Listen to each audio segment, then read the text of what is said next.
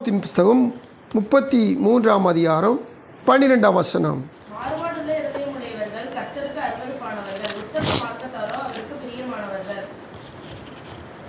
உபாகமம் 33:12.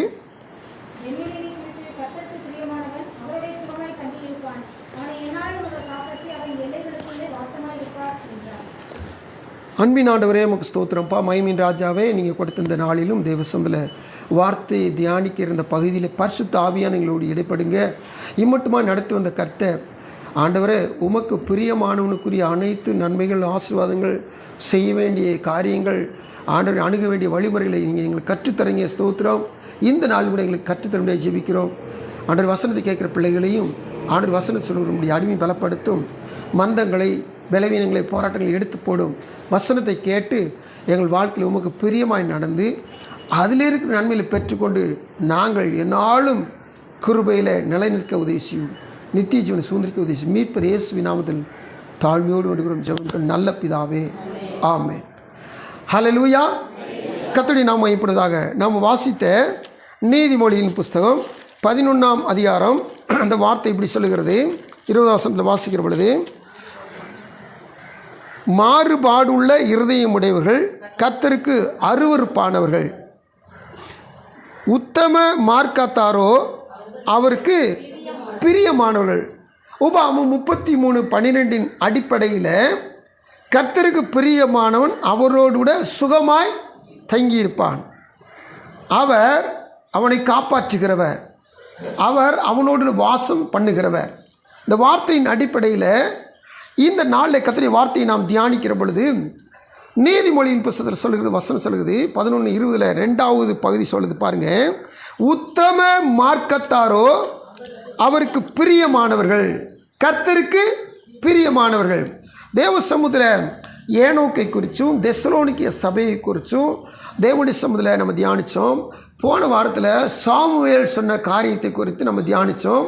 அதில் முழுக்க முழுக்க ஆராதனை செய்கிறவர்கள் கர்த்தருக்கு பிரியமானவர்கள் சொல்லி பார்த்தோம். ஆமென். கர்த்தருக்கு ஸ்தோத்திரம்.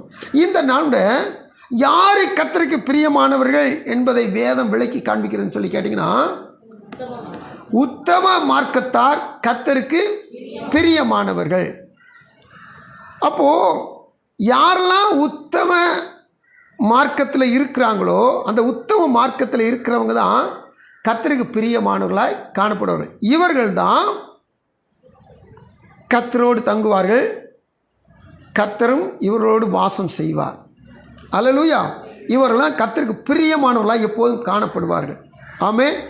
தேவசபையில் காத்திருக்கிற தேவ பிள்ளைகளே, இப்போது யார் இந்த உத்தம மார்க்கத்தார்? உத்தம மார்க்கத்தார் என்று சொன்னால் யார் அப்படின்னு சொல்லி வேத வாசிக்கும் நம்ம எல்லாருக்கும் 119ஆம் செய்தியில் எடுத்தையுமே முதல் வசனத்திலே அதுக்கு ஒரு ஆன்சர் உண்டு. அல்லேலூயா. கர்த்தருக்கு ஸ்தோத்திரம். நல்லா கவனிச்சு பாருங்க. இந்த வசனம் சொல்லிச்சு நமக்கு, உத்தம மார்க்கத்தார் அவருக்கு பிரியமானவர்கள். அப்போ இந்த உத்தம மார்க்கத்தார் என்ன செய்வாங்கன்னா, இவங்க கர்த்தருடைய வேதத்தின்படி நடப்பார்கள். நாம் ஆண்டவருடைய சமூகத்தில் ஆரம்பத்தில் தியானிக்கிற பொழுது கர்த்தருடைய வேதத்தை அப்படியே இரவும் பகலும் ஆராய்ச்சி செய்கிறவர்கள், கர்த்தருடைய வேதத்தின் மேலே வாஞ்சியாக இருக்கிறவர்கள், கர்த்தருடைய வேதத்தில் பிரியமாக இருக்கிறவர்கள், இவர்களை குறித்து பார்த்தோம். அவர்கள் தெசலோனிக்கை உள்ளவர்கள், அதை கொண்டு பிறைய உள்ளவர்கள், அதிகமாக வாஞ்சி உள்ளவர்கள் சொல்லி பார்த்தோம். இவங்களாம் பிரியமானவங்க. இப்போது கர்த்தருடைய வேதத்தில் பிரியமாக இருப்பது, கர்த்தருடைய வேதத்தை ஆராய்ச்சி பண்ணுவதை குறித்து தியானித்தோம். இன்றைக்கி ஆராய்ச்சி பண்ணுவது என்பது இது ரொம்ப நல்லது. அதனால் நித்திய ஜீவன் உண்டு, அது ரொம்ப நல்லது.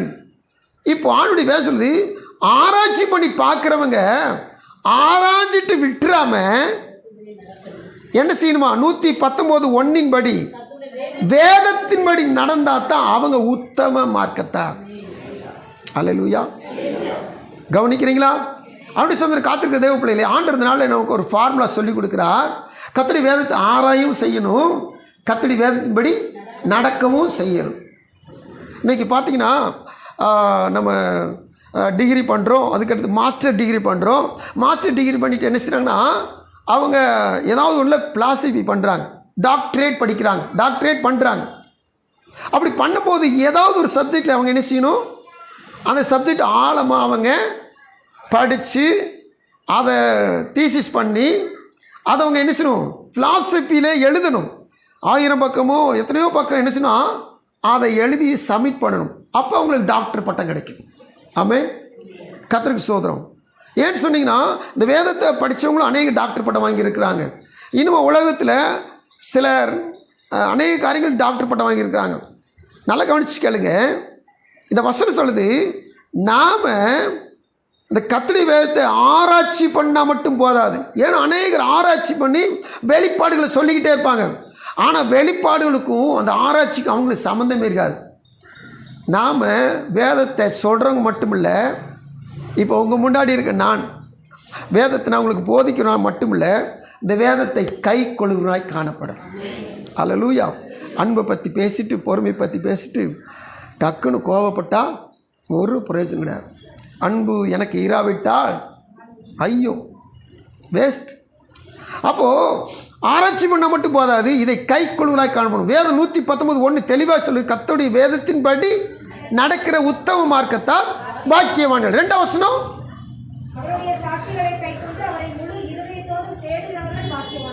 சாட்சிகளை வேதத்தை கை கொண்டு முழு இருதயத்தோடும் கர்த்தரை தேடுகிறவர்கள் பாக்கியவான்கள். 3ஆம் வசனம், அவர்கள் அநியாயம் செய்ய மாட்டார்கள். கர்த்தருடைய வேதத்தை புரிஞ்சுக்கிட்டதுனால அதை கை கொண்டதுனால அவங்க அநியாயம் செய்ய மாட்டாங்க, அவருடைய வழிகளில் நடக்கிறார்கள். கர்த்தருடைய வழிகளில் கர்த்தருடைய வேதத்தில் நடப்பவர்கள் உத்தம மார்க்கத்தார். இவர்கள் தான் கர்த்தருக்கு பிரியமானவர்கள். இவர்களோடு கூட தான் கர்த்தர் வாசம் செய்வார். இவர்களை கர்த்தர் காப்பாற்றுகிறவராக இருக்கிறார். அல்லேலூயா. அப்போ கர்த்தருடைய வேதம் என்று சொன்னால் என்ன? கர்த்தர் சொல்லின வார்த்தை பதிவு செய்யப்பட்டிருக்கிறது. இதுதான் கர்த்தருடைய வேதம். ஆமென், ஒத்துக்கிறீங்களா? கர்த்தர் எதை சொன்னாரோ அதை ஆவியினால் ஏவப்பட்டு தேவ மனுஷர்கள் எழுதி வைத்திருக்கிறார்கள். இதுதான் வேதம். இந்த வேதத்தை ஆராய்ச்சி பண்ணணும். இந்த வேதத்தை அதுக்கடுத்து கை கொள்ள வேண்டும், கீழ்ப்படிந்து அதை கடைப்பிடிக்க வேண்டும். இப்படி நடந்தால் இவர்கள் கர்த்தருக்கு பிரியமானவர்களாய் மாறி போவார்கள். இந்த பிரியமானவர்களோடு கூட தான் கர்த்தர் சுகமாய் வாசம் பண்ண வைத்து அவர்களோடு அவர் தங்கியிருந்து அவர்களை காப்பாற்றுகிறவராக இருக்கிறார். இந்த நாளில் ஒரு மனுஷனை குறித்து நம்ம தியானிக்க போகிறோம். அது யாருன்னு சொல்லி கேட்டிங்கன்னா, காலேப் என்று சொல்லப்படுதானே ஒரு நல்ல ஒரு தேவ மனுஷன். தேவனுடைய யுத்தங்களை நடப்பித்த யூதா கோத்திரத்தை சேர்ந்த ஒரு நல்ல ஒரு மனுஷன்.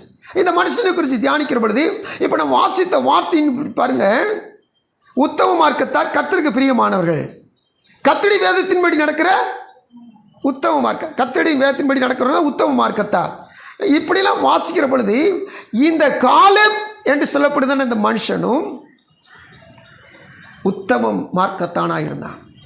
அதனால தான் கர்த்தர் அவனை காப்பாற்றினார்.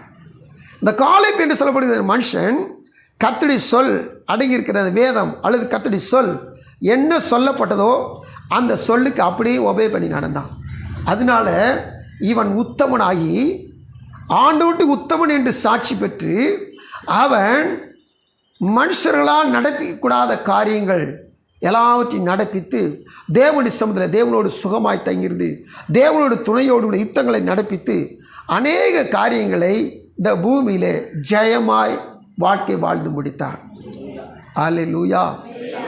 இந்த உத்தமன், இந்த உத்தம மார்க்கத்தான் காலேப்பை குறித்து அதிகமாய் நம்ம என்னாமத்தின் புஸ்தகத்திலையும் அல்லது அதுக்கடுத்து யோசுவாவின் புஸ்தகத்தில் வாசிக்கிறோம். அப்படி யோசுவாவின் புஸ்தகத்தில் 14ஆம் அதிகாரத்தில் வாசிக்கும்போது எல்லாருக்கும் தேசத்தை டிவைட் பண்ணி பகிர்ந்து கொடுத்துக்கிட்டே வரார் யோசுவா. அப்படி யோசுவா பகிர்ந்து கொடுக்கும்போது இப்போது 6ஆம் வசனத்தில் இவர் வந்து என்ன செய்கிறாருன்னா, 6ஆம் வசனத்துலேருந்து கடைசி வசனம் வரைக்கும் நம்ம வாசித்தோம்னா யோசுவாட்ட வந்து காலேப் மோசே சொன்னபடி கர்த்தருடைய வாக்கின்படி எனக்கு மலை நாடு வேண்டும் கேட்குறார். என்ன வேணுமா? மலை நாடுன்னா எப்ரோன். இந்த மலை நாடு எனக்கு வேணும். எல்லாருக்கும் தெரிஞ்சிருக்கிறபடி இந்த மலை நாட்டில் யார் வசிக்கிறான்னு சொல்லி கேட்டிங்கன்னா ராட்சதர்கள் வசிக்கிறார்கள். அவங்களாம் நம்மளை விட 3 அடி 4 அடி உயரமாக இருப்பாங்க. நம்மளாம் 60 கிலோ 100 கிலோ அவ்வளோக்குள்ளே இருந்தோம்னா அவங்களாம் 200 கிலோவுக்கு மேலே இருப்பாங்க, 250 கிலோவுக்கு மேலே இருப்பாங்க. ராட்சதர்கள் வசிக்கிற மலை நாடு வேணும். நல்லா கவனிச்சு பாருங்க. நம்மளாம் சாய்ஸை நம்ம எதிர்பார்த்துக்கிட்டே இருப்போம்.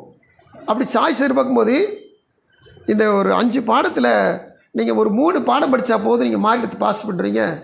அந்த 2 பாடம் ரொம்ப டிஃபிகல்ட்டாக இருக்கும், ரொம்ப கஷ்டமாக இருக்கும். நம்ம நினைச்சிடுவோம், அதை சாய்ஸுக்கு ஒதுக்கி விட்டுருவோம், இதை படிக்க விட்டுருவோம், கஷ்டம். ஆனால் அந்த காலேப் அப்படி கிடையாது. எது கஷ்டமோ என்கிட்ட தான். அது மட்டும் இல்லை, அது கஷ்டம். அங்கே ராட்சதர் வாழ்கிறாங்க, அங்கே என்னை காட்டிலும் 4 அடி உயரம் மனுஷன் வாழ்கிறான். ஆனால் அந்த மலை நாடு தான் எனக்கு வேணும். அல்லேலூயா. அவன் சொல்றான், கர்த்தர் என்னோடு இருப்பாரானால் நான் அவர்களை துரத்தி விடுவேன். அல்லேலூயா. கர்த்தருக்கு ஸ்தோத்திரம். இந்த முழுக்க இந்த 14வது இடத்தை பற்றி நம்ம தியானிக்க போகிறோம். அவனுடைய சதத்தில் காத்திருக்க தேவ பிள்ளைகளே, இந்த மலை நாடு ஏன் அவனுக்கு வேணும்னு சொல்லி கேட்டான். முதல்ல இவன் உத்தமமாக பின்பற்றதை குறித்து வேதனை வாசிக்க போகிறோம். ஆண்டவர் 13ஆம் அதிகாரத்தில் எண்ணாகமத்தின் புத்தகத்தில் 12 பேரை செலக்ட் பண்ணி அனுப்புன்றார். மோசே அனுப்பிச்சிட்டார். 12 பேரும் போய் பார்த்துட்டு வந்து எல்லாருமே ஒரே குரல் சூப்பரான தேசம்னாங்க. ஆனால் அதில் வசிக்கிறவர்கள் ராட்சதர்கள். அவர்கள் பார்வைக்கும் எங்கள் பார்வைக்கும் நாங்கள் வெட்டுக்கிளி விட்டில் பூச்சி போல இருந்தோம். அதனால அந்த 10 பேர் சொன்னாங்க, நாம் போய் அதை சுதந்திரிக்க முடியாது. அவங்க பார்வையிலும் எங்கள் பார்வை நாங்கள் வெட்டுக்கிளி போல இருந்தோம். அவங்க பெரிய ஆட்களாக இருக்காங்க, நாங்கள் பொடிசாக இருக்கிறோம். அதில் அதை பெற்றுக்கொள்ள சுதந்திரிக்க முடியாது. 13:30 காலேப் மாத்திரம் ஒரு குரல் எழுப்புறான் பாருங்க இந்த கூட்டத்தில், நாம் உடனே போய் அதை சுதந்திரித்துக் கொள்ளலாம். இந்த வார்த்தையில் கொஞ்சம் கவனிச்சு பாருங்க. காலேப் சொல்றாரு, உடனே போவோம், லேசா செஞ்சிடலாம், அதை சுதந்திரித்துக் கொள்ளலாம். அதுக்கு அடுத்து கடைசி வரைக்கும் வசந்த வாஸ்து பார்த்தீங்கன்னா ரொம்ப 10 பேர் சேர்ந்து டஃப் கொடுப்பாங்க. முடியாது, செத்து போவோம், வேண்டாம், அவங்கெல்லாம் உயரமானவங்க, வண்ணமானவங்க, தடியானவங்க, நம்மளால் முடியவே முடியாது, இப்படி அறிக்கை செஞ்சாங்க. ஆனால் அந்த காலை மட்டும் பாருங்க, ஒரே ஒரு மனுஷன் இந்த கூட்டத்தையெல்லாம் பார்த்து சத்தமாக பேசுகிறார், உடனே போவோம். எல்லாரும் பார்த்த கண்ணு தானே இந்த காலைப்பு கண்ணு பார்த்துச்சு. இந்த காலைப்புக்கு மட்டும் அவங்க காலைப்பு கண்ணு அவங்க வெட்டுக்கிளி மாதிரி இருந்தாங்களா? இல்லை. வசனத்தை ஞாபகம் பண்ணி பாருங்க. 119:1 ஞாபகம் பண்ணி பாருங்க. கர்த்தருடைய வேதத்தின் படி நடக்கிற உத்தமமாக. கர்த்தர் ஒரு சொல்லிட்டார்னா அந்த சொல்லை என் வாழ்க்கைக்கு நான் அப்சர்வ் பண்ணி வச்சுக்கிட்டு அதை என் வாழ்க்கையில் நடைமுறை கொண்டு வந்துட்டுனா என்னை போல பாக்கியவான் யாரும் கிடையாது. அதான் 119:1 சொல்லுது. வேதத்தின்படி நடக்கிற உத்தம மார்க்கத்தார் பாக்கியவான்கள். இவர்களோடு கர்த்தர் வாசம் பண்ணுவார், இவர்களை கர்த்தர் காப்பாற்றுவார். ஏங்க இந்த காலேப்புக்கு எப்படிங்க இந்த தைரியம் வந்துச்சு? யாத்ராகமத்தின் புஸ்தகம் 23ஆம் அதிகாரத்தில் ஆண்டவர் சொல்கிறார், நீங்க போய் கானானை சுதந்திரிக்க போறீங்க. அப்படி சுதந்திரிக்கும் போது என் தூதனானவர் உனக்கு முன்னே போவார். யாத்ராகமத்தின் புஸ்தகம் 23 20 21 22 23 இந்த 4 வசனங்களை வாசிங்க வைப்போம். வழியில் உன்னை காக்கிறதற்கு நான் ஆயத்தம் பண்ணின ஸ்தானத்திற்கு உன்னை கொண்டு போய் சேர்க்கிறதற்கும். நல்லா கவனிச்சு கேளுங்க.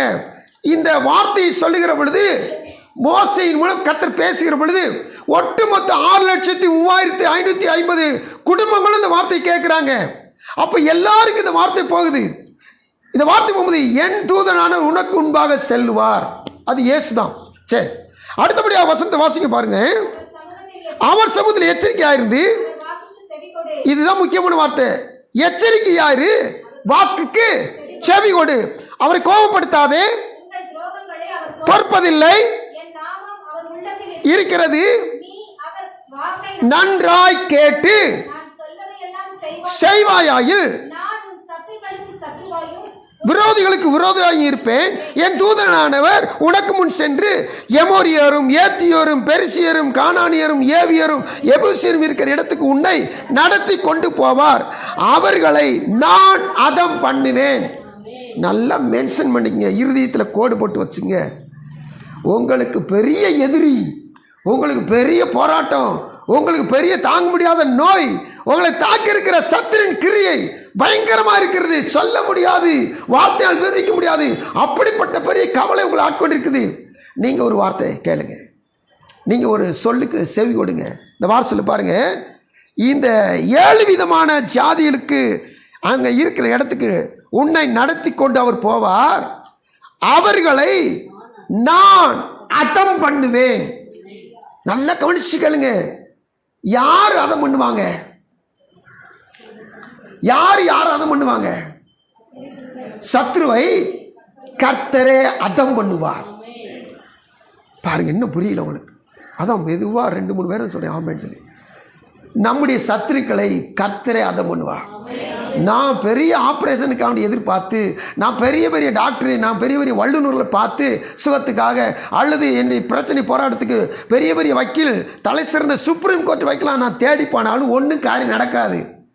எனக்காக யுத்தங்களை நடத்திக்கிற ஒருவர் உண்டு, அவர் எல்லா சத்துருக்களையும் அதம் பண்ணுகிற தெய்வம், அவர் என்னோடு கூட இருப்பார். இதைத்தான் காலேப் சொன்னார், கர்த்தர் என்னோடு இருப்பாரானால் இந்த ஏனாக்கின் புத்திரரை நான் துரத்தி விடுவேன். ஹல்லேலூயா. இந்த காலேப்பிள்ளை கர்த்தர் பேசிக்கிட்டு இருக்கிறார். தேவசன் காத்திருக்கு தேவ பிள்ளைகள், உங்களுக்கு என்ன பிரச்சனாலும் சரி, என்ன நோயினால் சரி, என்ன விதமான போராட்டம்னாலும் சரி, அதை அதம் பண்ணுகிற கர்த்தர் அவர் உங்களுக்குள்ள வாசம் செய்கிறார். இவர் சொல்ல மட்டும் நீங்கள் கேட்டு நடந்தால் போதும், இவர் வாக்கு மட்டும் நீங்கள் கேட்டு நடந்தால் போதும். வசனத்தை கவனிங்க. ஆண்டு சொன்னார் 23ஆம் அதிகாரம் 23ஆம் வசனத்தில், என் தூதனார் உனக்கு முன்னால் போய் அங்கே இருக்கிற ஜனங்கள் வசிக்கிற இடத்துக்கு கொண்டு போவார். அங்கே இருக்கிறவங்களாம் எப்படிப்பட்டவங்க? ராட்சதர் தான். அதில் நானும் வேறு கருத்து சொல்ல, மாற்று கருத்து சொல்ல, அது ராட்சதர் தான். ஆனால் நீ அதை பண்ண மாட்ட, நான் அதை பண்ணுவேன்.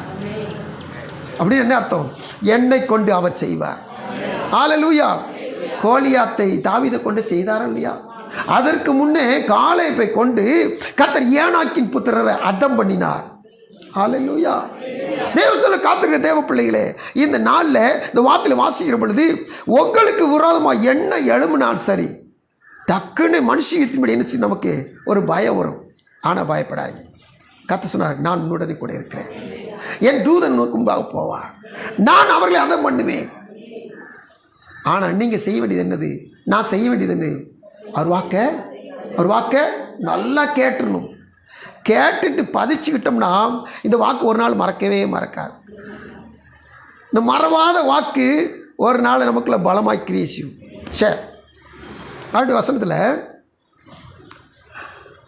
இந்த வாக்கை இந்த 13ஆம் அதிகாரம் 8ஆம் புஸ்தகத்தில் 31ஆம் வசனத்திலிருந்து அந்த கடைசி அந்த வசனத்துடைய அந்த அதிகாரத்துடைய கடைசி வசனம் வரைக்கும் வாசிங்க. 10 பேரோ இவங்களால முடியாது, பலவான்கள். தன் குடிகளை பட்சிக்கிற தேசமா, பெரிய ஆட்கள் கண்டோம்.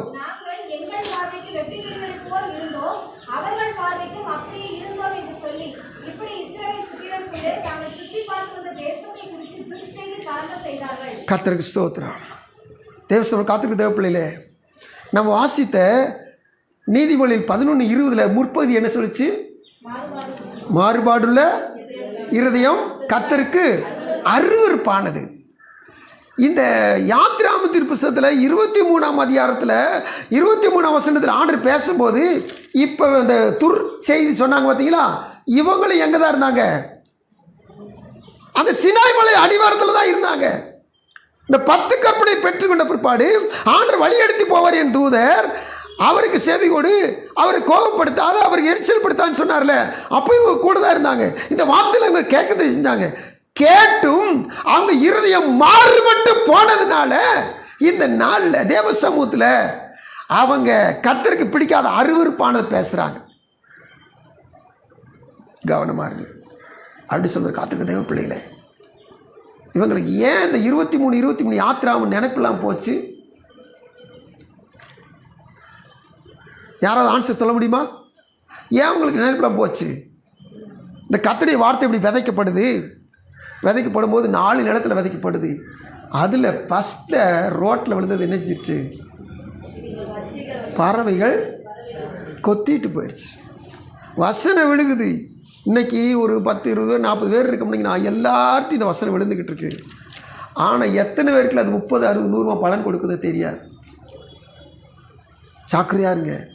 யாரும் உங்கள்கிட்ட போடப்பட்ட வசனத்தை சத்ரு உங்களை விட்டு எடுத்து போட மாதிரி, விசுவாசத்தை எடுத்து போட மாதிரி நடந்துக்கிறவே செய்யாதீங்க. இது நித்திய ஜீவனுக்கு ஏதுவாய் நம்மை என்ன கொண்டு போய் சேர்க்க. விழுந்த வசனம் அதுக்கு தண்ணி ஊற்றி என்ன செஞ்சுருங்க, நீங்கள் எப்படியாவது பலன் கொடுக்குற மாதிரி முளைக்க செஞ்சுருங்க. விளை செய்கிற கர்த்தர் அவர் நிச்சயம் விளை செய்வார், பலன் கொடுக்க செய்வார். எந்த காரணத்தை கொண்டும் இந்த வசனத்தை, உங்களுக்குள்ள விழுந்த வசனத்தை சத்துரு எடுத்து போட மாதிரி நீங்கள் நடந்துக்கிறவே நடக்காது. மாறுபாடுள்ள இருதயம் உடையவர்கள் கர்த்தருக்கு அருவருப்பானவர்கள். தேவஜனமே, இந்த காலைப்புக்குள்ள மட்டும் அந்த மேலையும் பார்த்தீங்கன்னா விகற்பமான காரியம், கீழையும் பார்த்தீங்கன்னா விகற்பமான காரியம். அந்த 13:30 இந்த காலை பொறுத்த மாத்திரம் என்னச்சுன்னா ஸ்ட்ராங் அடிக்கிறான். உடனே போமியா, எளிதாய் சுதந்திரிப்போம். இவனுக்குள்ள என்ன நம்பிக்கை இருந்துச்சு? கர்த்தர் மேலே நம்பிக்கை இருந்துச்சு. அல்லேலூயா. கர்த்தர் சொன்ன வார்த்தை நம்பிக்கை இருந்துச்சு. இதுதான் உத்தம மார்க்கத்தார். இவன் தான் கர்த்தருடைய வேதத்தின்படி நடக்கிற உத்தமன். அதனால கர்த்தர் இவனை நடத்தி போனார்.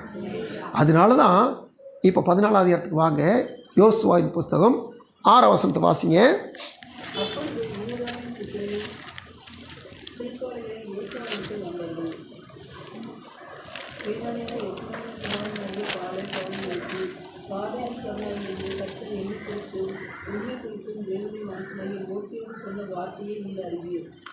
நல்லா கவனிச்சு பாருங்க.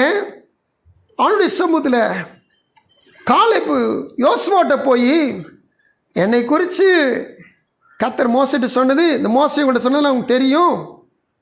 7ஆம் வசனத்தில், தேசத்தை வேவு பார்க்க கர்த்தரின் தாசனாகிய மோசை என்னை காதேஸ் பர்னேவிலிருந்து அனுப்புகிற போது எனக்கு 40 வயதாக இருந்தது. என் இருதயத்தில் உள்ளபடியே அவருக்கு மறு செய்தி கொண்டு வந்தேன். காலேப்பு இருதயத்தில் என்ன இருந்துச்சு? அதை லேசாக பிடிச்சிக்கலாம் அப்படி சொல்லி காலேப்பில் இருதயத்தில் இருந்துச்சு. அந்த இருதயத்தில் இருக்கிறத அப்படியே என்ன செஞ்சாராம்? சபை நடுவில் மோசை முன்னாடி என்ன செஞ்சார்? அறிக்கை செஞ்சார். அப்போ இவர் சொல்கிறதுக்கு முன்னாடி தேசத்தை வேவு பார்க்கும்போது 12 பேரோட வேவு பார்க்கும்போது இவர் தேசத்தை வேவு பார்க்குறார். வேவு பார்க்குற போது எல்லாரும் பார்க்கும்போது இவருடைய கண்ணுக்கு ராட்சி தெரிஞ்சிருக்கிறாங்க. ஆனால் இவருடைய இருதயம் என்னதான் யோசிக்குது? யாத்திராம் 23:23, யாத்திராம் 23:23. கர்த்தர் சொன்னார், இவங்கெல்லாம் நான் அதை பண்ண போகிறதில்ல, அவர் சொல்லிட்டார். அதை பண்ணுவேன், நான் அதை பண்ணி சொல்லிட்டார். இந்த நினப்பு நமக்கு எப்போ இருக்கணும்.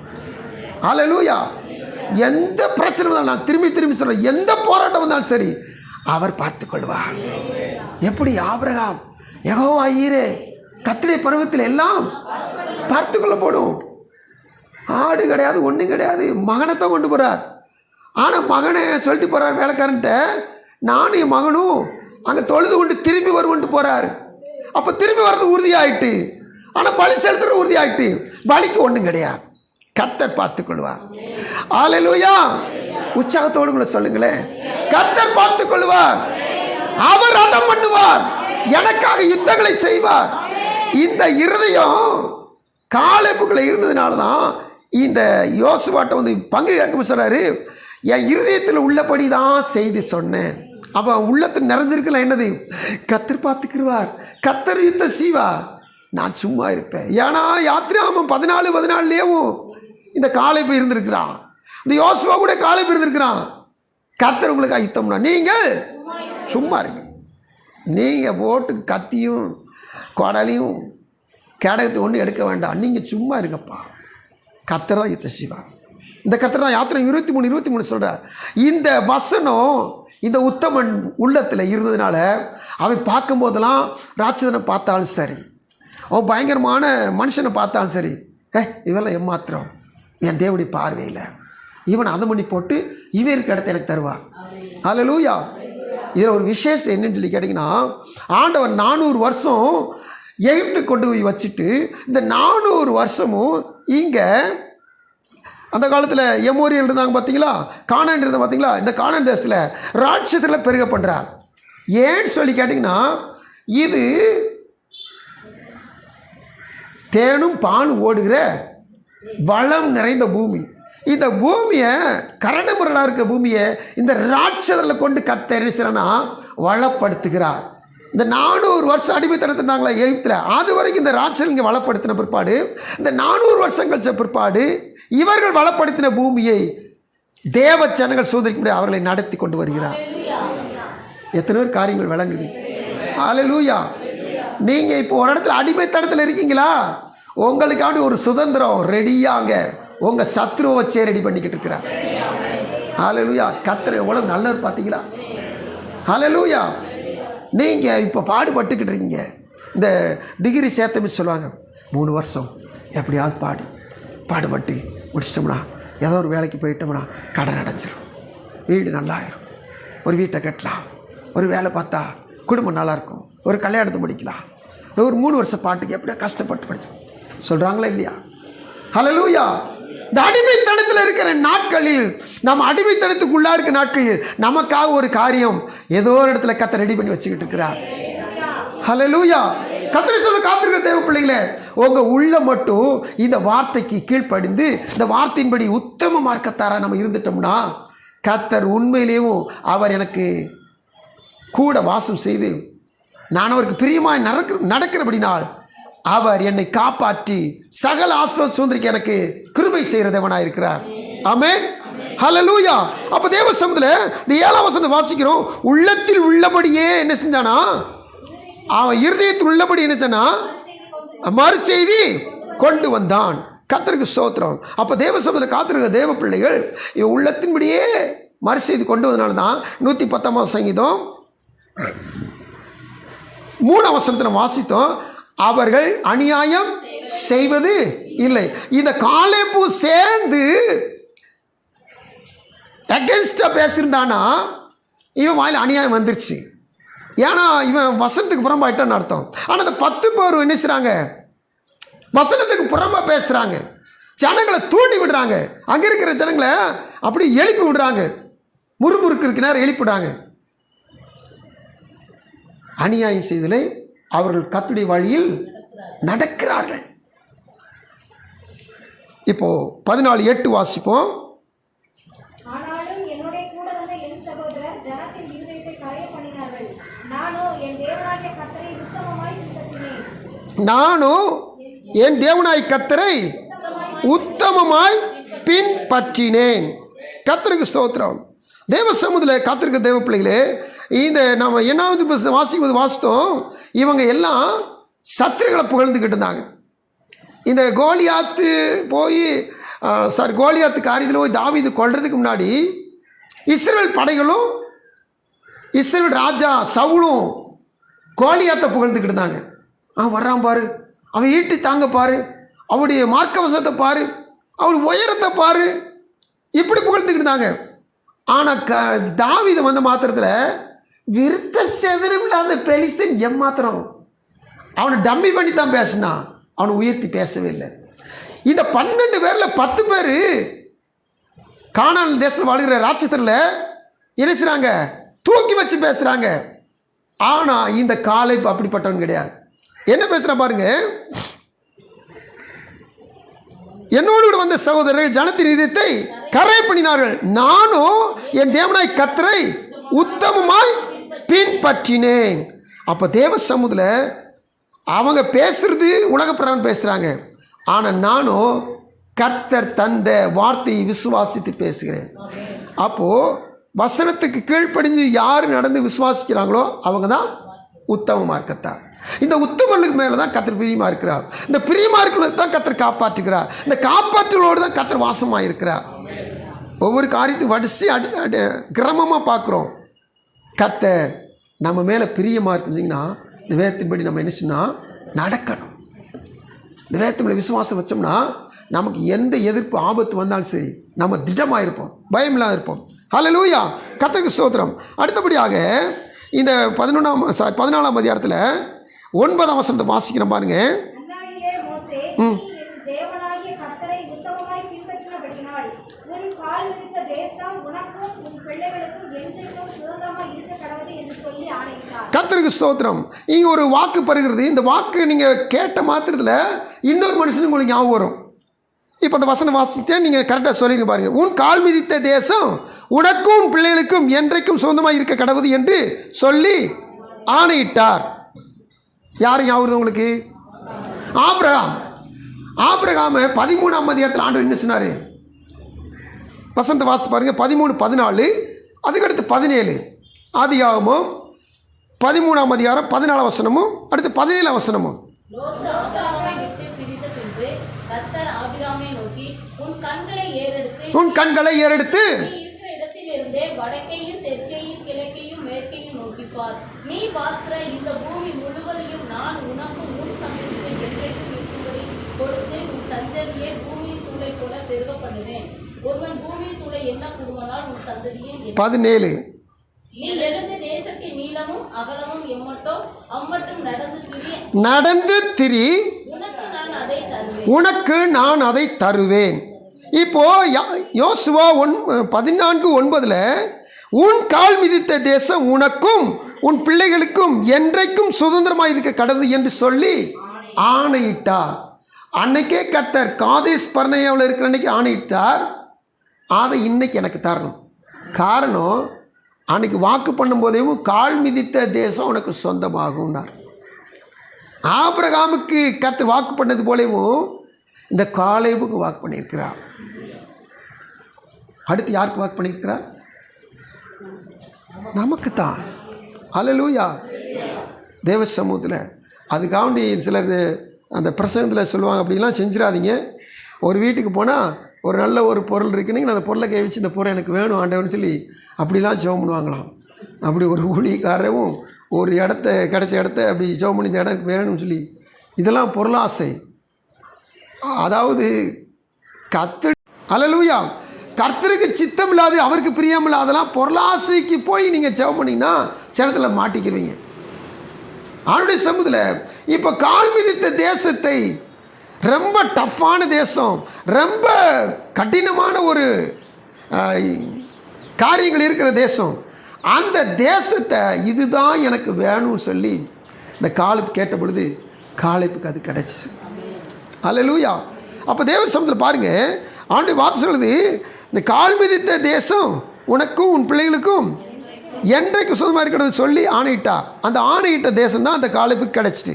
இப்போது 14ஆம் அதிகாரம் 10ஆம் வசனம் வாசிப்போம். காத்தார்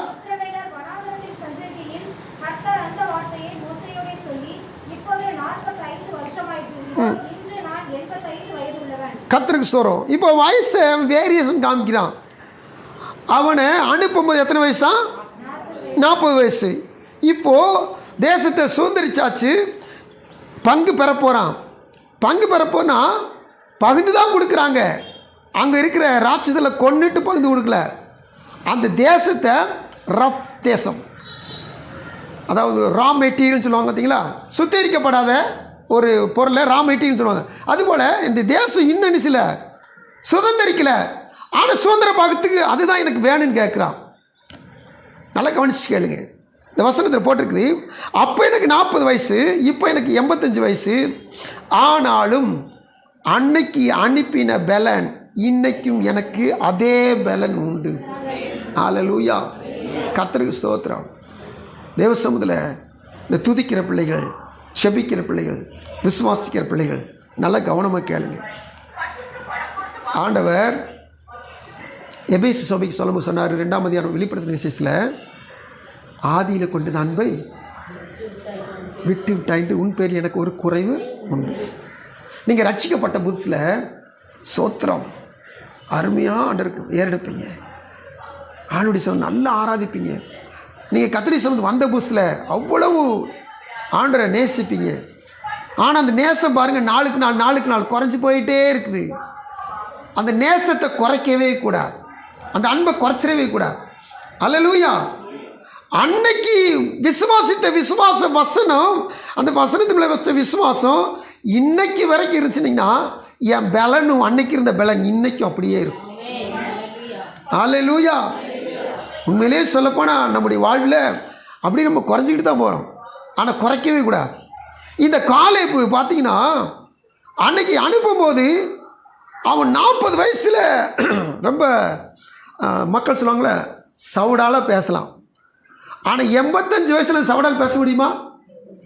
ஆனால் அதுவே தான் திரும்பி சொல்கிறான், அதே பலன் எனக்கு இன்றைக்கி இருக்குது, எனக்கு மட்டும் நீ என்ன எப்ரோனை கொடு, மலை நாட்டத்தா எப்ரோனை கொடு, அங்கே ஏனாக்கின் புதில் வசிக்கிற எல்லாருக்கும் நல்லா தெரியும், ஆனால் அவர்களை நான் துரத்தி விடுவேன். அல்லேலூயா.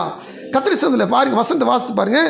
என்னாகமத்தின் புஸ்தகம் 14:28 கொஞ்சம் வசனம் வாசிங்க. என்னாகமம் 14:28 வரைக்கும் வசனம் வாசிக்க போகிறோம்.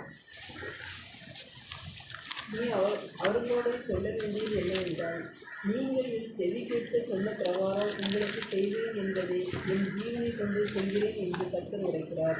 இந்த வனாந்திரத்தில் உங்கள் பிரேதங்கள் விடும். உங்களில் 20 வயது முதல் 60 அதற்கு மேற்பட்டவர்களாக எண்ணப்பட்டு உங்கள் பகுதிக்கு உட்பட்டவர்களும் எனக்கு விரோதமாய் முறுமுறுக்கிறதுமாகிய அனைவரும் பிரேதங்களும் விடும். எப்புனையின் குமாரன் காலேபும் நூனின் குமாரன் யோசுவாவும் தவிர மற்றவர்களாகிய நீங்கள் நான் உங்களை குடியேற்றுவேன் என்று ஆணையிட்டு கொடுத்த தேசத்தில் பிரவேசிப்பதில்லை. ஆணையிட்டு கொடுத்த தேசத்தில் பிரவேசிப்பது இல்லை. எல்லாரும் தாறுமாறாக பேசுகிறாங்க, முறுமுறுக்கிறாங்க, எதிர்த்து நிற்கிறாங்க. இவங்களோடு சேர்ந்து ஆரோனும் மோசையும் கானானுக்குள்ளே பிரவேசிக்க முடியாமல் அவங்களும் என்ன செஞ்சிட்டாங்க, கானானுக்குள்ள நுழையாமல் இறந்து போனாங்க. 2 பேர் தான், 20 வயதுக்கு மேற்பட்ட 2 பேர் தான் அனுப்பிச்சினாங்க. யோசுவாவும் காலேப் மட்டும்தான்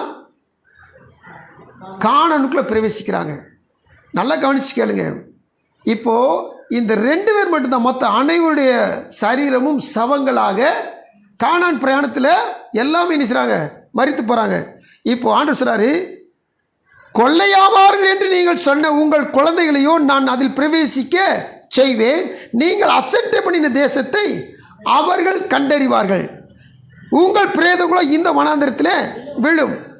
அவைகள் வனாந்திரத்தில் விழுந்து தீரும் மட்டும் உங்கள் பிள்ளைகள் 40 வருஷம் வனாந்திரத்தில் திரிந்து நீங்கள் சோரமான பாதகத்தை சுமப்பார்கள். நீங்கள் தேசத்தை சுற்றி பார்த்த 40 நாள் லக்கத்தின்படி ஒவ்வொரு நாள் ஒவ்வொரு வருஷமாக நீங்கள் 40 வருஷம் உங்கள் அக்கிரமங்களை சுமந்து என் உடன்படிக்கைக்கு வந்த மாறுதலை உணர்வீர்கள். கர்த்தராய் நான் இதை சொன்னேன். எனக்கு உரமாய் கூட்டம் கொண்ட இந்த பொல்லாத சந்ததி யாவருக்கும் இப்படியே செய்வேன். கர்த்தருக்கு ஸ்தோத்திரம். நல்லா கவனிச்சு கேளுங்க. இந்த வசனங்களை வாசிக்க முடியாது. இந்த வசனம் சொல்லுது, காலேபும் யோசுவாவும் தவிர மற்றவர்கள் அனைவரும் நினைச்சனா இந்த கானான் பிரயாணத்திலே இறந்து போகிறாங்க. என்ன காரணம் சொல்லி கேட்டிங்கன்னா, இந்த வசனத்தை கேட்டும் கீழ்ப்படியாதவர்கள். நீங்கள் மோசை குறித்து நம்ம ஏற்கனவே தியானிச்சிருக்கிறோம், இந்த ஆரண குறித்து ஏற்கனவே தியானிச்சிருக்கிறோம். 2 பேரும் கண்மலையில் வச்ச தண்ணீர் பிரச்சனையில் நினச்சிட்டாங்க, தப்பு செஞ்சுட்டு அவங்களும் பிரயாணத்தில் முடிவில் மரித்து போனார்கள். இந்த 2 பேர் மட்டும்தான், காலேப் யோசுவா மட்டும்தான் இப்போ உள்ளே பிரவேசிக்கிறார்கள். நீங்கள் கணக்கெடுத்து பார்த்தீங்கன்னா யாருக்குமே அங்கே உள்ளே நுழையும்போது வயசு ஏறத்தால் 60க்கு மேலே இருக்கவே இருக்காது. இவங்க 2 பேருக்கு மட்டும்தான் வயசு 60க்கு மேலே இருக்கும். அல்லேலூயா. காரணம், அனைத்து இஸ்ரவேலர் நினைச்சிட்டாங்கன்னா பிரயாணத்திலேயும் செத்து மடிந்து போனார். அல்லேலூயா. கர்த்தருக்கு ஸ்தோத்திரம். அடுத்தபடியாக அந்த வசனம் வாசிக்கும் பொழுதுங்க, உபாகமத்தின் புஸ்தகம் 1ஆவது எடுத்துக்கொள்ளுங்க.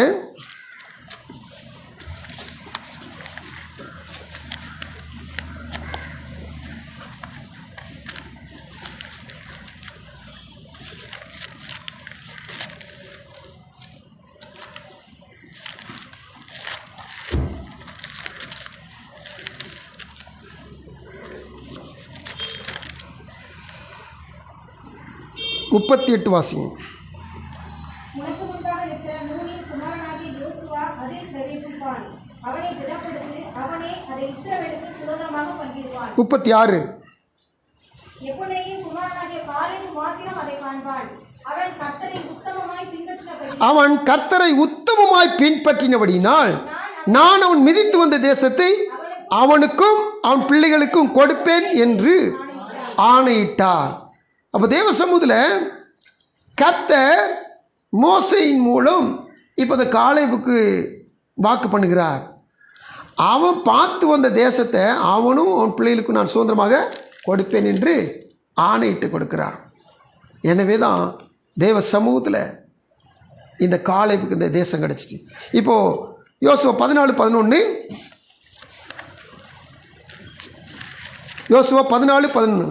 மோசே என்னை அனுப்புகிற நாளில் எனக்கு இருந்த அந்த பலன் இந்நாள் வரைக்கும் எனக்கு இருக்கிறது. யுத்தத்திற்கு போக்குவரத்துமாய் இருக்கிறதுக்கு அப்போது எனக்கு இருந்த பலன் இப்போதும் எனக்கு இருக்கிறது. ஆகையால் கர்த்தர் அந்நாளிலே சொன்ன இந்த மலைநாட்டை எனக்கு தாரும். அந்நாளில் சொன்ன இந்த மலைநாட்டை எனக்கு தாரும். அங்கே ஏனாக்கியரும் அரணிப்பான பெரிய பட்டணங்களும் உண்டென்று நீர் அந்நாளிலே கேள்விப்பட்டீரே. கர்த்தர் என்னோடு இருப்பாரானால் கர்த்தர் சொன்னபடி அவர்களை துரத்தி விடுவேன். இந்த வார்த்தை கொஞ்சம் உங்களுக்கு திரும்பி நான் மென்ஷன் பண்ணுறேன். கர்த்தர் என்னோடு இருப்பாரானால் நான் என்ன செய்வேன்? அவர்களை துரத்தி விடுவேன். காரணம் 2 புத்தகத்தில் வசனம் வாசிக்கிறோம். யோசேப்பு தன்னுடைய சேனாதிபதிகளுக்கும் தன்னுடைய ஜனங்களுக்கு எல்லாத்துக்கும் கட்டளை கொடுத்து சில பிரமாணங்களை சொல்கிறார். அப்படி சொல்லும்போது 2 புத்தகம் 19ஆம் அதிகாரம் 11ஆம் வசனத்தில் அந்த கடைசி பகுதி சொல்லுது பாருங்க. நீங்கள் திடமனதாய் இருந்து காரியங்களை நடத்துங்கள், உத்தமனுக்கு கர்த்தர் துணை. கர்த்தருக்கு ஸ்தோத்திரம். ஆண்டுடைய வசனம் சொல்லுது உத்தமனுக்கு கர்த்தர் துணை. இப்போ இந்த காலேப் சொல்றாரு கர்த்தர் என்னோடு இருப்பாரானால். காலேப் எப்படிப்பட்டவன்? உத்தம மார்க்கத்தான், கர்த்தருக்கு பிரியமானவன். இந்த கர்த்தருக்கு பிரியமானவனுடைய கர்த்தரை சொன்னா வாசம் பண்ணுவார். அப்போ துணையாக இருப்பான்னு அர்த்தம். இப்போ அந்த யோசேப்பு பார்த்து சொல்றாரு உத்தமனுக்கு கர்த்தர் எப்படி சொன்னா எப்போதுமே துணையாக இருப்பார். ஒரு நாளில் சவுல் மகன் யோனத்தான் அவங்க அப்பாட்ட சொல்லாமே பெலிஸ்தீன் பாளையத்துக்கு யுத்தத்துக்கு போயிட்டான். 1 சவுல் 14ஆம் அதிகாரத்தில் இருக்க சம்பவம். அப்படி யுத்தத்துக்கு போயிட்டான். அப்படி யுத்தத்துக்கு போகும்போது அவனும் அவனுடைய ஆயுததாரியும் போய் ஒரு 20 பேருக்கு மேலே அடித்து இது பண்ணிட்டாங்க, கொண்டு போட்டாங்க. கொண்டு போட்டது பார்த்தீங்கன்னா இவங்க 20 பேர் தான் பண்ணாங்க. ஆனால் அவங்களுக்குள்ளே கை கலந்து அந்த ஜனங்கள் ஒருவரோடு ஒரு யுத்தம் கலந்து ஓடியே போயிட்டாங்க. இப்படி ஓடி போனப்போ சவுல் நம்ம யுத்தம் செய்கிறோம், அதனால் யுத்தம் செய்யும்போது யார் சாப்பிடக்கூடாது அப்படின்னு சொல்லி ஒரு தெரியாதன ஒரு பொருத்தனை பண்ணிட்டுச்சுன்னா சாப்பிட்ட சபிக்கப்பட்ட அப்படின்னு சொல்லிட்டார். இப்போது காரியங்கள் நடந்துக்கிட்டே இருக்குது. ஆனால் இவர் கொஞ்சம் யோனத்தான் கொஞ்சம் தேன் எடுத்து சாப்பிட்டுட்டு கண் தெளிவுப்பட்டதுனால இப்போ யுத்தங்களை நடத்திட்டு திரும்பி வரார். இப்போ ஆண்டவர் சவுல்கிட்ட பேச மாட்டார்னு சொன்ன மாத்திரத்தில் சவுல் இந்த குற்றம் செஞ்சவன் எவனோ அவனை என்ன சொன்னால் கொண்டு போடன்னு சொல்லி தீர்மானம் பண்ணுறான். கடைசியில் பார்த்தா யாருன்னா யோனத்தான் தான் மகன். சவுல் துணிஞ்சிட்டான். யோனத்தானால் சரி அவன் செத்து தான்றாங்க. ஆனால் ஜனங்கள் யோனத்தானுக்காக வாதாடுறாங்க. 14ஆம் அதிகாரத்தில் ஜனங்கள் வாதாடின ஒரு வாதாடத்தை பாருங்கள். 1 சாமுவேல் 14:45 வாசிங்க. ஜனங்களோ சவுலை நோக்கி, இஸ்ரவேலிலே இந்த பெரிய ரட்சிப்பை செய்த யோனத்தான் கொலை செய்யப்படலாமா? அது கூடாது. அவன் தலையில் இருக்கிற ஒரு மயிரும் தரையிலே விழப் போகிறதில்லை என்று கர்த்தருடைய ஜீவனை கொண்டு ஆணையிட்டு சொல்கிறோம். தேவன் துணை நிற்க, இந்த வார்த்தை பாருங்க, தேவன் துணை நிற்க அவன் இன்று காரியத்தை நடப்பித்தான். கர்த்தருக்கு ஸ்தோத்திரம். இந்த சவுல் மகன் யோனத்தான் அவன் உத்தமனோ அல்லது உத்தம மார்க்கத்தவனோ தெரியாது. ஆனால் 14:6 வாசித்தீங்கன்னா அவனை பற்றி வேற சொல்லுது. ஆயுததாரியை கூப்பிட்டு சொல்கிறான், வா எதிரி ஆகிய அந்த பெலிஸ்தீனுடைய பாளையத்துக்குள்ளே நம்ம போவோம். கர்த்தர் ஒரு காரியம் செய்வார். ஒருவேளை ஒரு காரியம் செய்வார். அநேகம் பேரை கொண்டாயிலும் கொஞ்சம் பேரை கொண்டாயிலும் ரட்சிக்க கர்த்தருக்கு தடை இல்லை. 6ஆம் வசனத்தில் அவனுக்குள்ள என்ன இருக்குது? கர்த்தர் மேல ஒரு விசுவாசம் இருக்குது. ஒருவேளை வசனத்தை கை கொண்டானோ இல்லையோ தெரியாது. ஆனால் இவன் கர்த்தர் மேல வச்ச விசுவாசம் இவனை கர்த்தர் துணை நின்று பெலிஸ்தீனுடைய சேனையை இவனையும் உடைய ஆயுததாரி 2 பேரை கொண்டு முறியடிக்கிறார். அல்லேலூயா. இவனுக்கு கர்த்தர் துணை செய்தவர், உத்தமனுக்கு எவ்வளவாய் கர்த்தர் துணை செய்ய வல்லவராக இருக்கிறார். அல்லேலூயா. இன்னைக்கு திருச்சபையே, தேவ பிள்ளையே, நான் அவருடைய வேதத்தை கை கொள்வோம் என்று சொன்னால் நமக்கு துணை நின்று நமக்காக யுத்தங்களை நடப்பிக்கிறவர் கர்த்தர். பால் தினராஜ் ஒரு ஆளிலே சொல்லு, கவனிச்சியா? தேவ சமுதிர காத்திருக்க தேவ பிள்ளையிலே, நமக்கு கர்த்தர் யுத்தங்களை நடப்பிக்கிறவர், நமக்கு துணை நிற்கிறவர். தேவ சமுதிர நம்முடைய தேவன் ஒரு நாளை தனி விடுவதே இல்லை. இந்த யோனத்தானுக்கு எப்படி துணைந்தாரோ, இந்த காலேபுக்கு எப்படி துணைந்தாரோ, மலை நாட்டை வேண்டும் என்று கேட்டு அதை சுதந்திரித்தானோ, நம்மையும் சுதந்திரிக்க வைக்க வல்லவராக இருக்கிறார். உங்கள் பார்வையில் ஏதாவது கடினமாக இருந்தால், ஆண்டவரே காலேபுக்கு நீங்கள் துணை நின்றீங்கல்ல, எனக்கு துணை நில்லுங்க, கேளுங்க. நிச்சயமாக கர்த்தர் காலேபுக்கு துணை நின்றது போல உங்களுக்கு துணை செய்ய வல்லவராக இருக்கிறார். அல்லேலூயா. கர்த்தருக்கு ஸ்தோத்திரம். அடுத்தபடியாக தேவசனம் வாசிக்கிறோம் பாருங்க. தேவனாய் கர்த்தர் சமுதிர அந்த வசனங்களை வாசித்து முடிக்க போகிறோம். என்னோடு இருப்பாரானால் கர்த்தர் சொல்லும்படி அவர்களை துரத்தி விடுவேன். அப்பொழுது யோசுவா எப்புனையின் குமாரனை காலேபை ஆசீர்வதித்து எப்ரோனை அவனுக்கு சுதந்திரமாக கொடுத்தான். ஆதலால் கேனாசினா எப்புனையின் குமாரனாய் காலேபு இஸ்ரவேல் தேவனாய் கர்த்தரை உத்தமமாய் பின்பற்றி முடினால் இந்நாள் மட்டும் இருக்கபடி எபிரோன் அவனுக்கு சுதந்திரமாயிற்று. இப்போ எப்ரோன் கிடைச்சிட்டு, ஆனால் எப்ரோனில் யார் தான் இருக்கிறா? ஏனாக்கின் புத்திரர் தான் இருக்கிறாங்க. இப்போ 15ஆம் அதிகாரத்தை எடுத்துக்கொள்ளுங்க. 15ஆம் அதிகாரத்தில் 13-14 வாசிங்க. எப்ரோனின் குமாரனாகிய காலேபுக்கு யோசுவா கர்த்தர் தனக்கு கட்டளையிட்டபடி ஏனாக்கின் தகப்பனாகிய அர்பாவின் பட்டணமான எபிரோனை யூதா புத்திரரின் நடுவே பங்காக கொடுத்தான். எல்லாரும் சேர்ந்து 14 வசனம், எல்லாரும் சேர்ந்து அங்கே இருந்து சேசாய், அகீமான், தல்மா என்னும் ஏனாக்கின் 3 குமாரரையும் காலேப் துரத்தி விட்டான். அல்லேலூயா. ராட்சதர்களை யார் துரத்துறா? காலேப் துரத்தி விட்டான். அந்த மலை நாடு தான் எனக்கு வேணும், அந்த ராட்சதர் வாழ்கிற பூமி தான் எனக்கு வேணும். இப்போ காலேப் ஏனாக்கி நினைச்சிட்டானா? துரத்தி விட்டான். தேவசனம் காத்திருக்க தேவ பிள்ளையில, கர்த்தர் அவனோடு கூட இருந்தான். கர்த்தருக்கு அவன் பிரியமாய் நடந்தான். எனவே இந்த ராட்சதர் வாழ்ந்த பூமியை சுதந்திரமாக்கி கொண்டான். இந்த ராட்சதர் வாழ்ந்தாவே அது எப்படிப்பட்ட பூமி? நான் சொன்னேன், வளம் நிறைந்த, ஆமாம், அதிகமான செல்வம் நிறைந்த பூமியார். அதை இப்போ யாருக்கு எடுத்தாங்க? காலேப் கொடுத்தாங்க. காலேப் அதை சுதந்திரித்து அதை அனுபவிக்க தொடங்கினான். அல்லேலூயா. தேவசனம் காத்திருக்க தேவ பிள்ளையிலே, ஒரு காரியத்தை திரும்பியுமா நம்ம நீதிமொழியில் 11-20 வாசனம் முடிக்க போகிறோம். என்னன்னு சொல்லி கேட்டிங்கன்னா, எந்த காரணத்தை கொண்டும் நாம் சுதந்திரித்த பிற்பாடு அல்லது சுதந்திரிக்கிறதுக்கு முன்னாடி எந்த காரணத்தை கொண்டும் நம்முடைய இருதயம் கர்த்தர் மேலே மாறுபற்றக்கூடாது, வசனத்தின் மேலே மாறுபற்றவே கூடாது. ஏன்னு சொல்லி கேட்டிங்கன்னா, அநேக நேரங்களில் நமக்குள்ள ஒரு மப்பு மந்தாரம் வந்து கர்த்தர் மேலே ஒரு மப்பு மந்தாரமாக இருக்கிறோம். அதனால நமக்குள்ள இருதயம் மாறுபட்டு போயிடுது. இதனால் நம்ம என்ன சொன்னால் அருவருப்பாய் கர்த்தருடைய சொல்ல நம்ம காணப்படுறோம். அந்த அருவருப்பு தான் நம்ம 119:3 வாசிக்கிற அநியாயம். உத்தம மார்க்கத்தை அநியாயம் செய்யவே மாட்டார். ஏன்னா அவங்க எப்பவும் கர்த்தரை பின்பற்றணும். அதனால் தேவனுடைய சமூகத்தில் எக்காரணம் கொண்டும் கர்த்தருடைய வார்த்தைக்கோ கர்த்தருக்கோ நாம் மாறுபட்டவர்களாக காணப்படாமல் உத்தம மார்க்கத்தார காணப்படுவோம். கர்த்தருடைய வழியில் நடப்போம். கர்த்தருக்கு பிரியமாக இருப்போம். கர்த்தர் நமக்கு துணையாய்ந்து நம்மை காப்பாற்றி அவர் நம்மோடு வாசம் செய்ய வல்லவராக இருக்கிறார். கண்களை மூடி செபிக்கலாம். எங்கள் அன்பின் பரலோக பிதாவையும் கோடி ஸ்தோத்திரப்பா. மைமீன் ராஜாவை நீங்கள் கொடுத்த இந்த ஞாயிற்றுக்கிழமை பொழுதில் கர்த்தர் எங்களோடு கூட இந்த நிமிஷம் வரை இடைப்பட்டு கொண்டு வருவதற்காக ஸ்தோத்திரம். ஆண்டவரே, காலேபை துணை நின்று எப்ரோனை சுதந்திரிக்க வைத்த ஆண்டவர்,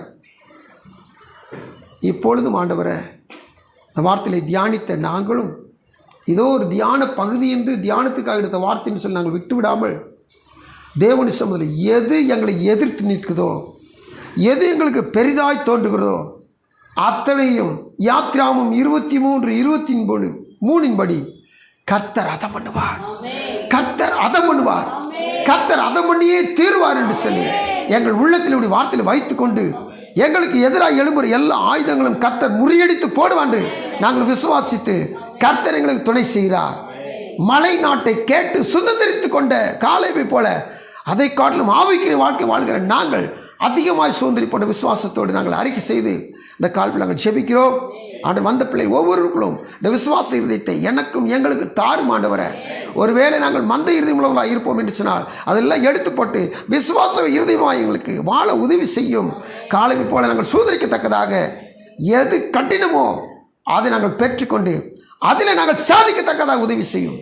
ஆண்டு படிக்கிற பிள்ளைகளாக இருந்தாலும் சரி, வேலை பார்க்கிற இடத்துல பிரச்சனைகளை சந்திக்கிற பிள்ளைகளாக இருந்தாலும் சரி, அல்லது போராடி கொண்டிருக்கிற பிள்ளைகளாக இருந்தாலும் சரி, குடும்பத்தில் கத்தாவே நான் தோற்று போனேன், என்னால் முடியவில்லை, நான் இந்த காரியத்தில், இந்த தொழிலில், இந்த பிஸ்னஸில் எப்படியா நான் பின்வாங்கி போனேன்னு சொல்லுகிற எந்த பிள்ளையாக இருந்தாலும் சரி, காலை போய் ஆண்டவருடைய சமூகத்தில் நாங்கள் முன் வைக்கிறோம்.